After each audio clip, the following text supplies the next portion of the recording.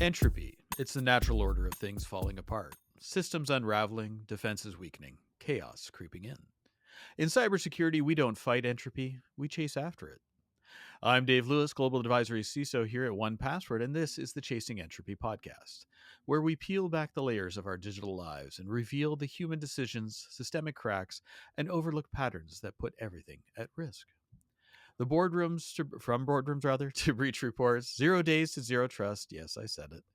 We're chasing the questions that keep security leaders awake at night and the stories that don't necessarily make the headlines. No hype, no FUD, just real talk with the minds that are shaping the front lines of cybersecurity. With me this week is the esteemed Wendy Nather. Welcome to the show. Thank you. Thank you so much, Dave. It's wonderful to have you here. So, the kick things off, one of the things that always comes up a lot is the question that I get asked at conferences, and I know a lot of other people get this question as well, as to how did you get to where you are in your career and how people can get there as well. And I always say that there is no straight line for this sort of thing. And there's a lot of fake it till we make it has really been woven into it, but there's also a lot of hard roads that we've had to travel. So, how did you get your start in this industry and how did it get you to where you are today?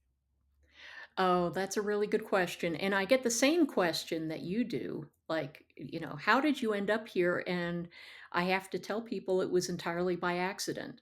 It was not something that I planned at all. I guess my formal introduction into this career was when I was running a Unix sysadmin team working for a Swiss bank in Zurich. And uh, they decided that they were going to outsource their IT operations to an American firm. And I was put on a task force to try to figure out how we could do that without violating Swiss banking law.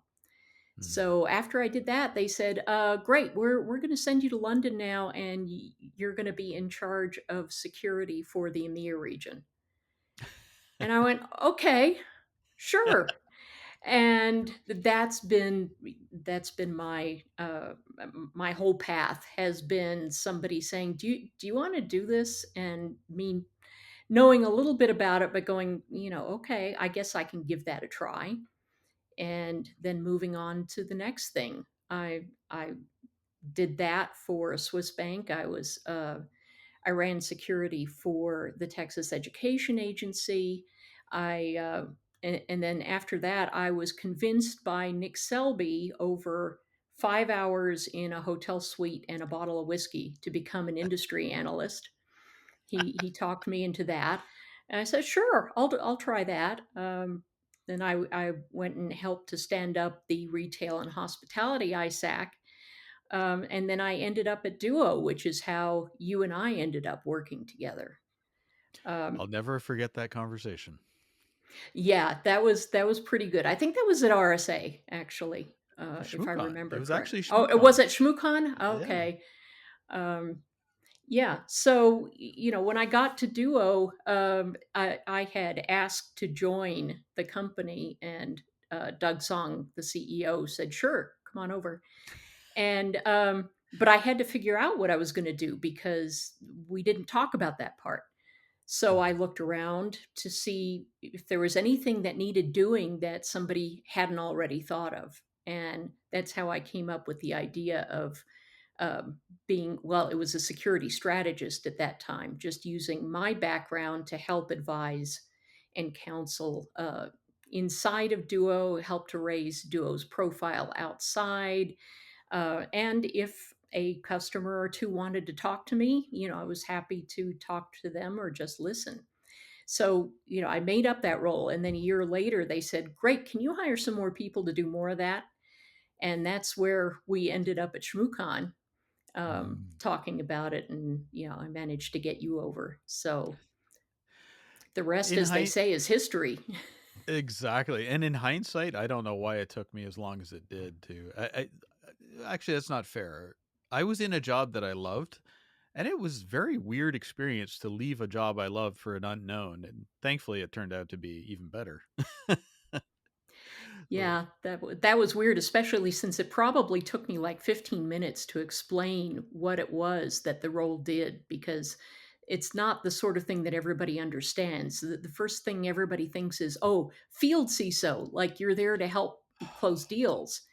And that yeah, was definitely not what Doug and I had in mind. Um, eh, so yeah. and that's a conversation that I see a lot, where there's that misunderstanding as to the difference between an advisory CISO and a field CISO. And I always put it as field CISO carries a bag for sales, and advisory CISO is more of a strategic, trust building exercise. And I, even with people that are senior within our industry, I still have this running conversation. They will not let go of the misunderstanding that they often conflate the two. So Mhm. with your experience in both on the vendor side as well as the defender side, how has that helped to shape your philosophy towards what became the advisory CISO role?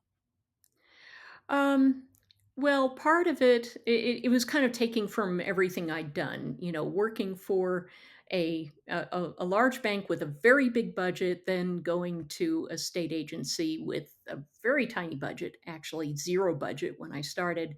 Also working as an industry analyst, and just thinking about all the things that um, you can't know unless you have been a practitioner, and just stepping in and saying, no, don't build that, nobody cares about that. Or did you know that there are five other competitors already doing this?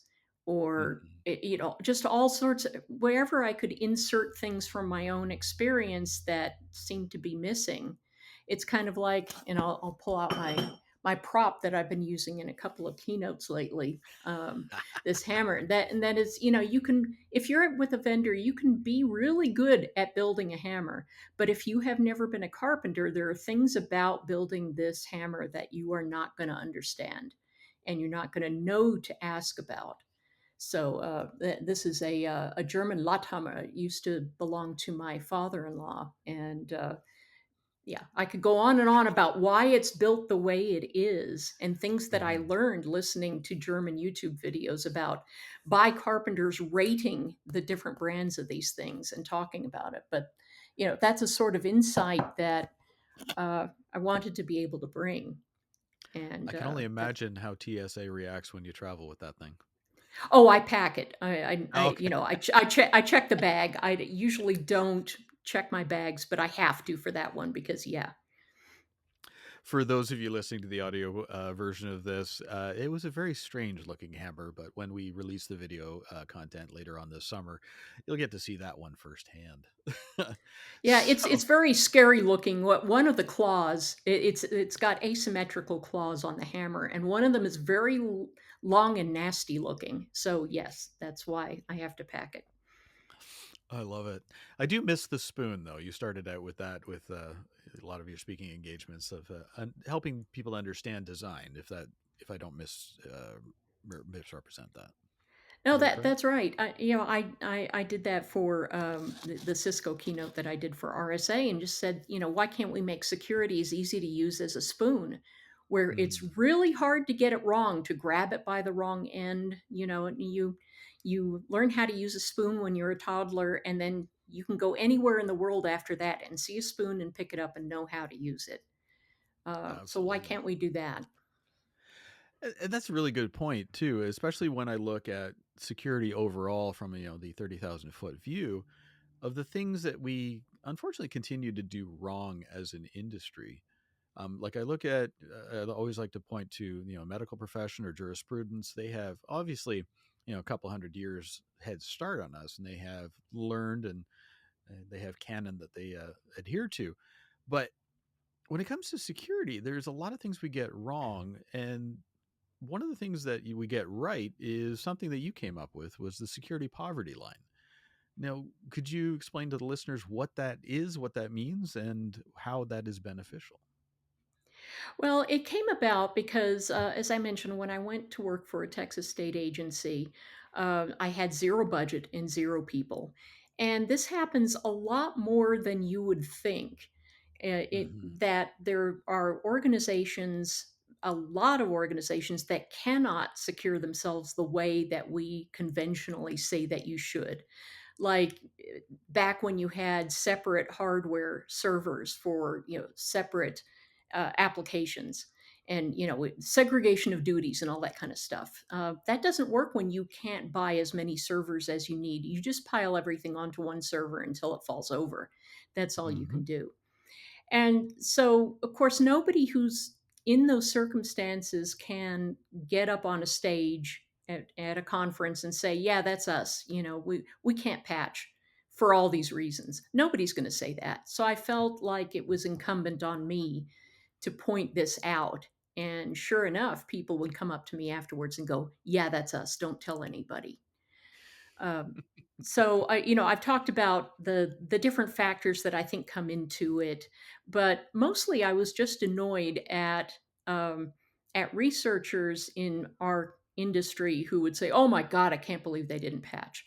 Why don't they just patch?" Or obviously they're unaware, or they're lazy, or they're malicious, or whatever. And I wanted to say that's not it at all. You don't understand that this is actually very hard for just about everybody except the 1%. Honestly, that's not a there's not a truer statement I've heard recently. That is absolutely on point. And I have seen that in far too many businesses over the years where it's like you have on average back in the day it was like 6% of the overall IT budget. So you didn't have enough resources to do what you needed to do, and then if you were lucky enough, you got to keep a part of that to do your job. But more often than not, like one company I worked at, my favorite one was the beginning of January. I got all my budget for the year. I could take care of all my projects. But I think it was January 16th. It was all clawed back and given over to Oh engineering. man. It was absolutely frustrating. And then I built out a solution using open source software. And then I was told I can't use it because if I did that, we would not get budget again next year. I was like, I couldn't win for trying. Um, Right. and that's just it with the security poverty line and the haves versus the have nots. There really does have that opportunity there to give rise to the proliferation of shadow IT and things to that effect. And to be quite fair, shadow IT is not done out of a sense of malice. Like for example, that one project I had to do for that company where I was just trying to get the job done after my budget was drawn. Unfortunately, fortunately in that case I was taking security into account, but more often than not that's not the case. Do you see this as something that is continuing to grow, or is this going to get better anytime soon? I do not know. I mean, some of the other factors besides just budget are things like expertise, where it's not just a matter of sending a couple of people to training and then they're all ready to secure all the things. You have to have experience too to know what to Mhm. do with something you've never seen before. Because we're all going, "Wow, that just happened. What do we do?" We're making this stuff up, and if you're trying to find and hire people with that level of experience, guess who you're going to be fighting with to hire those people? You're going to be competing with the vendors that you rely on because generally they can afford to pay the highest salaries for that sort of expertise. There's also the constraints in your own environment, the capabilities, some of which you just referred to. If you don't run your own network, you're not going to be able to put a firewall in. and Mhm. uh, and then there's also influence. If you're a very large vendor, you can say to your supplier, there's a bug in here and we need you to fix that, and they'll do it. But if you're a small organization, they may say, yeah, sorry, we're not fixing that, or we'll only fix it if you pay us to fix it. So there are all these different dynamics that come into play, and I don't think we understand all of them yet. uh, Mhm. just how complex this is between politics and policy and culture, even our national culture in the US as opposed to other countries. They also determine what you can do in security. And then, of course, the technology. So I think all of this comes together. I think we need more work to understand it, but luckily, people are realizing that this is a serious problem, and Mhm. that we need to do something about it because we're all so interconnected that If a smaller organization can't defend itself, it does have implications for national security, Oh, and it does 100%. affect everybody else. Especially when you consider a lot of these smaller organizations have contracts with larger ones and they have direct connections into their network. Yep. And that, and the attackers are figuring this out because there's one site that I refer to constantly called informationisbeautiful.net, and they do visualizations of data and in particular ransomware. And you can see that over the years they've pivoted from going after large financial institutions to small mom and pop shops in a lot of cases, because they're soft targets and they are targets that just happen to have contracts with bigger shops. So it makes sense in that respect. Yeah, and um, they have a lot of them tend to have networking equipment that's end of sale or end of life or end of support rather, um, and yeah, lots of researchers these days are seeing, um, huge botnets being created out of these small office, home office routers. That mhm. those organizations they can't afford to buy new hardware just because the one that they have is end of support because it works just fine. It still works just fine, and yeah. Oh yeah, yeah. And like for example, the Mirai botnet is a great example of this. Like that first Mhm. came to into the forefront. Was it 8 years ago now? And I was talking about it recently. People are like, "Oh, that's so yesterday." Da da da. And then back in I think it was January this year, there was another iteration of it where it was still an absolute huge contender, and that was a botnet built out of small routers, edge devices, Yep. DVRs, all these things that had default credentials hard coded into them. So how do we pivot from that to make it better? If I knew that, I'd probably be off doing it. But I do know that it's not just a matter of raising awareness. We Hmm. know that this stuff is going on. We have to do more social engineering to figure out how to deal with these dynamics. Do we decide that um, we have to, and we as a society have to pay to replace this unsupported hardware? Or do we do we do regulations to force the issue? How do we, just to take that particular problem, and that's not Hmm. even a part of it, but companies like Black Lotus, like Black Lotus Labs, which is part of Lumen, has been publishing regularly about Soho routers and how they're being used for intrusion one hop away, going from the edge to wherever their target is. And it's some of it is also because we're getting much better at securing things like the endpoint. So we're like Hmm. squeezing the balloon, and the adversary is now going to something that's not as monitored and not as supported, which is the edge. Um, 100% agree with you there. And so like with the this shift in attackers of going after the edge devices, it's sort of like an unbelievable game of whack-a-mole. We mhm, fix one thing and they go after the next thing, and it's frustrating in some respects. But when we look at it of how to fix it, of looking at either it's policy, if it's this, that, and the other thing, or legislation, it really begs the question: is like, how do we collectively as security practitioners get to that better place? And what I mean by that is it seems a lot of times that world governments tend to put security at the kids table, and I look mhm. at it as they've gone off and they've created policy because we as an industry haven't taken the reins and done it ourselves. And I was wondering, it's like, is this just an institution or a vertical? What's the word I'm looking for? A lack of maturity within the industry. Mhm, mhm. Because, like, to use the jurisprudence and healthcare examples, they have obviously hundreds of years of records that they've been able to build up and learn from. Are we going to get to that point in a closer time horizon, or do you think this is going to be a long haul? I think it's going to be a long haul just because the forces that have created the incentives that drive us today have been decades in the making.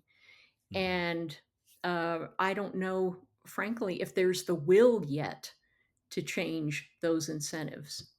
This is a massive social engineering problem, and you know how it is in security when you look at something that's really messed up and you go, how did we get here? And you start pulling on the threads.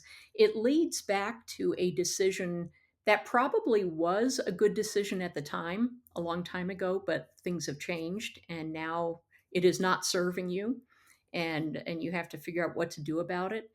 So unfortunately, I think we're going to have to see more directly attributable fatalities on a scale that leads us to say as a society, okay, now we've got to do something about it. Yes, it's going to hurt, it's going to cost, it's going to take time, but it's finally time for us to take action. Very good. Very good. So when we look at all of this, and I'm going to say I'm going to say the two letters, I'm going to say it, AI. Ah! Exactly. Everybody's talking about it. It's like it was almost like somebody took out a memo and said, "Okay, everyone, we're going to talk about AI this week," and it has absolutely exploded in the last couple of months. And agentic AI is definitely a piece of that. Now, when we look at things like zero trust architecture and where that's going, how do we factor in this, things like agentic AI into a zero trust architecture? um, Well, at its core, zero trust is about managing the risk that you believe you have and choosing the right tools, the right factors to manage um, access, to manage monitoring and everything in the and protection in the way that you think is appropriate. And a lot of this, I think, is going to have to depend on how we decide that agentic AI is supposed to operate for us Mhm. and what kind of risks it presents. So I was at a CISO dinner in New York City the other week, and we were talking about agentic AI. And I said, first of all, if one of your providers is using agentic AI and you don't know about it, like it wasn't in the contract or they rolled it out, they didn't say anything to you, but it turns out they're using agents as part of their service provision on your infrastructure, does it matter? And, Mhm. and also, would you be able to tell? Are you monitoring at a level where you can notice there's an agent out there touching your stuff and doing things that you've never seen before? But does it really matter? Is agentic AI so different that it represents a new and different risk when somebody else is using it on your behalf? I don't know, and I don't think anybody at the dinner knew yet what it is. So I think we're going to have to examine this going forward and going, well. First of all, this is not directly under our control as security Yeah. professionals. So it's going to be, well, what do the developers want to do with it, and that's when we always step up as security professionals and go, yeah, please don't do that. Can you not do that? Let's do this a different way. We're going to have to make this up as we go along. There's a lot of truth in that. Mhm.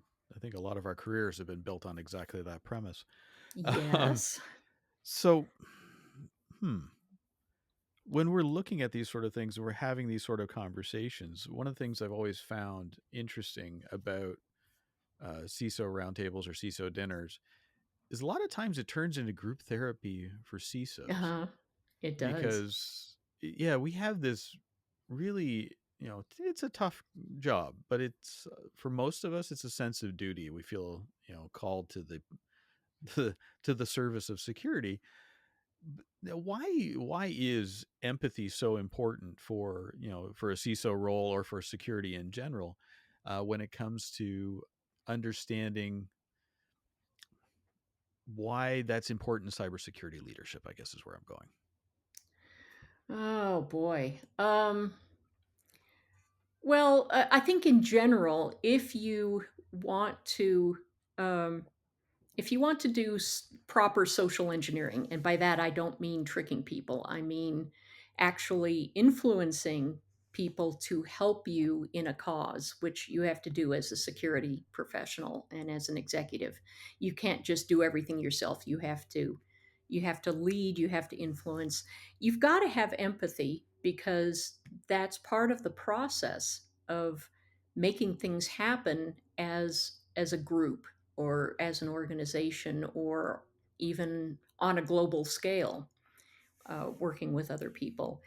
Um, Security is a quality that you have to try to reach, and that means everybody has a part to play in it. It doesn't mean you're not responsible for it, because you still are. You're still going to be the one walking out the door if something goes wrong. But Yeah. it's not it's not a revenue generator in a lot of cases, and so you have to try to make something happen despite all the current the conflicting incentives and the conflicting constraints. I It's don't know not if a that was revenue. a good answer or not. Well, I don't know if it's good or bad. It's just an answer. And Yeah. when yes, while security is not a revenue generator, it is a business enabler.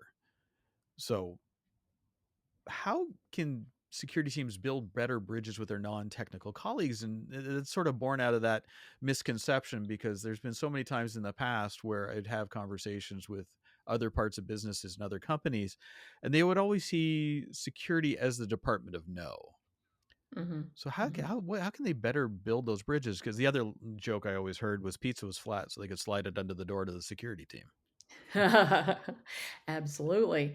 Um, yeah, it's I don't know. As a business enabler, I think only the business can say whether something's an enabler or not. Fair point. I don't think we get to say that. They're going to go, yeah, right. They're going to say we're operating just fine without your department in the way. And so you have to have the discussion with them about, what do you think could happen that will derail this, and how can we help prevent it while still getting your business goals met? And so if they give you the answer, they're more likely to believe it than if you try to tell them what the answer is. So in the past, I've had a lot of discussions with different business leaders and saying, what do you think the risks are? And would you change your answer if you knew that, this sort of intrusion is going on right now? And in a lot of cases, they'll go, oh, I didn't know that. Okay, the risk is a lot more proximal than I thought it was. I guess we should finally do something about it. Fair point. So to tie it back to the beginning of the conversation when we were talking about, that proverbial question of how do we get to where you are in the business, what two pieces of advice would you give? One, for CISOs that are in the chair now at whatever point in their career they may happen to be, and the other piece to close it out would be, what advice would you give for somebody starting out in this field? Oh, man. Well, let me take the second one first, Sure. because I've told a lot of students, what I had no idea when I started in this field as a liberal arts major, a long time ago, that I was going to be doing what I had no idea. It didn't exist. And so a lot of things that we are inventing and creating now are going to be things that people are going to have a career doing in the future. We just don't know yet what they are. And the important thing is that they're going to be making stuff up as fast as they can, just like we're making stuff up right now, trying to learn and Yeah. trying to build. So, for CISOs who are in the chair right now, first of all, I'm very sorry. I feel your pain. It is a hard, it's a hard job, and I would say that continuing to reach out to the people at these sort of CISO dinners, or steak and ale ISACs, as I call them sometimes, anybody who understands where you're coming from is going to help you. And a lot of times, just comparing notes, like, I tried this with my business head and it worked. You might want to try it over there too. Just Nice. continuing to share this stuff, because none of us, we don't have the same shared experience across the entire industry. We all have different experiences, and we just got to sync up as often as we can. And I think that's absolutely on point. Because the interesting thing is, while we have a lot of common themes across the industry of how people got to where they are in their careers, there was no straight line for any of them. Hmm. Like there, I mean, hell, I started out as an archaeology major, so it's like, and you were fine arts. I think it's surreal how so many of us got where we are. But the common thread I've seen with everybody that I've interviewed for the podcast to this point is they fell backwards into this field, and Yeah, that's right.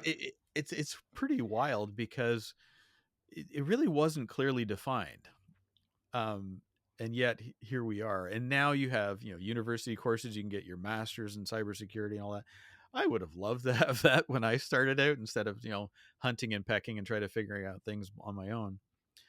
Um, so it's really amazing that people have these grand notions as to the career path to get where we are within the industry, but it's more of a myth in a lot of ways. Now, in addition to that, are there any sort of myths that you see within our field today that are in serious need of debunking? Um, I think there's still an awful lot of gatekeeping from a technical point of view to say, if you don't know this, if you have never programmed, if you have, never done anything on the network layer, if you haven't done what I've done, then you can't be me, which is not true at all. I've Yeah. I've hired all sorts of people with no technical background who had the innate intuition and understanding to be able to figure out how to make security work. And that, more than anything else, tells me that it's not a matter of the technology, because the Mhm. technology changes all the time. It's the things outside the technology, the incentives, the business imperatives, um, the social dynamics of how we're using technology, all sorts of things like that.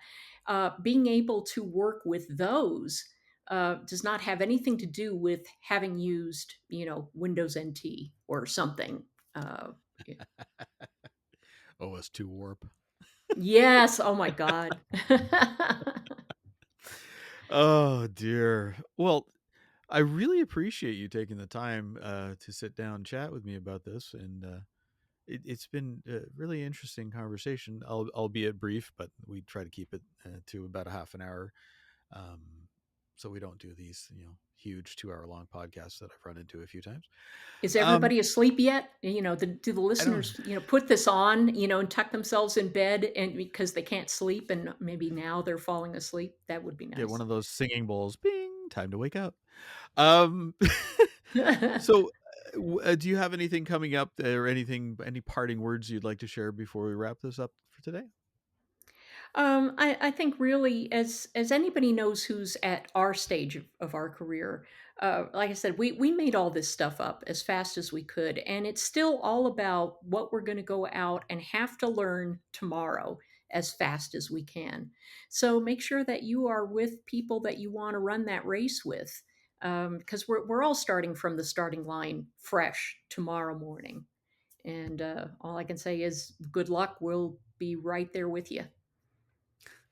Awesome. Thank you so much. Thank you very much to our listeners for tuning in this week, and be sure to like and subscribe and all that sort of fun stuff. This has been the Chasing Entropy podcast, and we'll see you again next week. Thanks for listening.